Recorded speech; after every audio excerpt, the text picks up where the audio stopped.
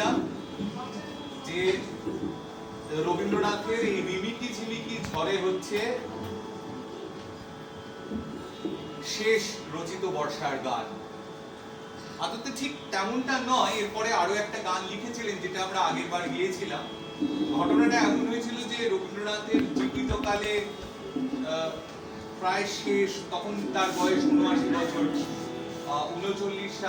৪০ সালের বর্ষামঙ্গলের সময় পুরনো গান গেয়ে আর ছাত্ররা বর্ষামঙ্গল করতে রাজি হননি।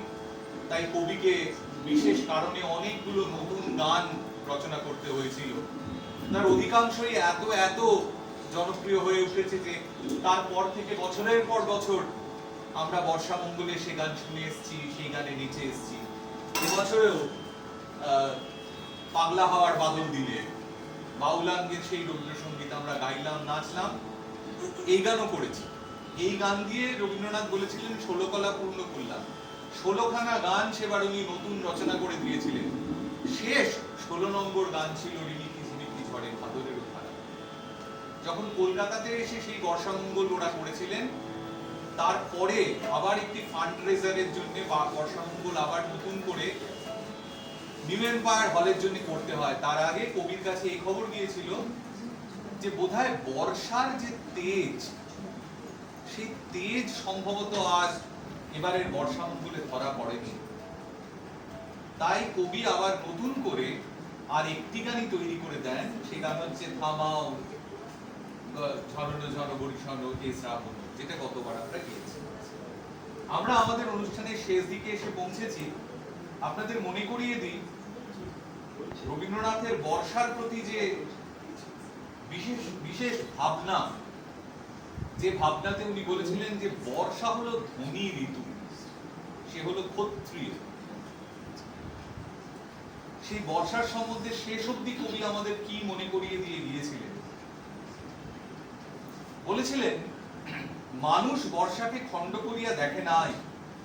বর্ষা ঋতুটা মানুষের সংসার ব্যবস্থার সঙ্গে কোনো দিক দিয়া জড়াইয়া পড়ে নাই।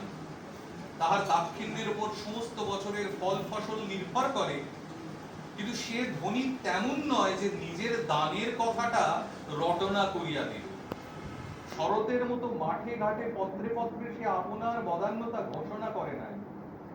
প্রত্যক্ষভাবে দেনা পাওনার সম্পর্ক নাই বলিয়াই মানুষ ফলাকাঙ্ক্ষা ত্যাগ করিয়া বর্ষার সঙ্গে ব্যবহার করিয়া থাকে।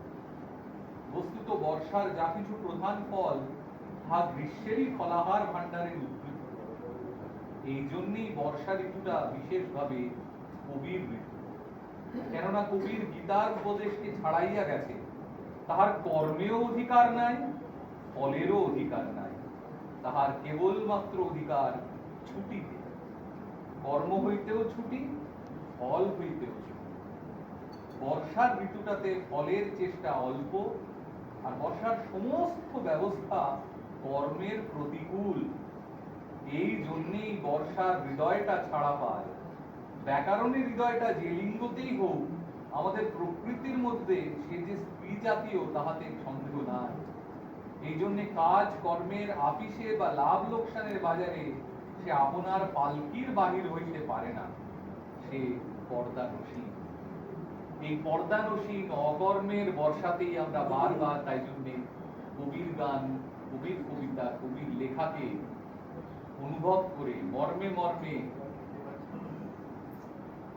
মর্মে মর্মে কর্মে মননে বেছে নিয়ে আপনাদের সবাইকে নিয়ে এইভাবে বারবার ছুটির উপযোগ করি।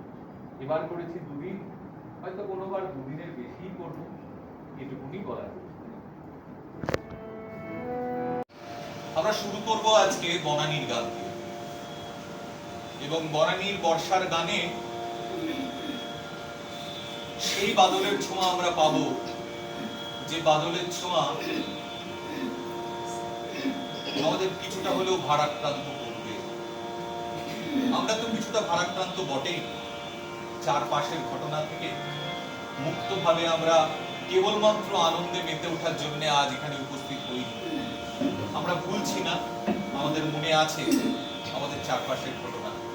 তবু তার মাঝখানেই আমরা আমাদের চিরায়ত শ্রীমতী ঠাকুরের জন্মদিন পালনেও ব্রতী হচ্ছি। বর্ষা উৎসবেও ব্রতী হচ্ছি, আনন্দ উৎসবেও ব্রতী হচ্ছি, কিন্তু মনের মাঝে আমাদের সেই বিচারের সুরটুকু জাগিয়ে রেখে শুরু করছি বাদল দ্বিতীয় অধিবেশন। শুরু করছি আমরা বনানীর গান।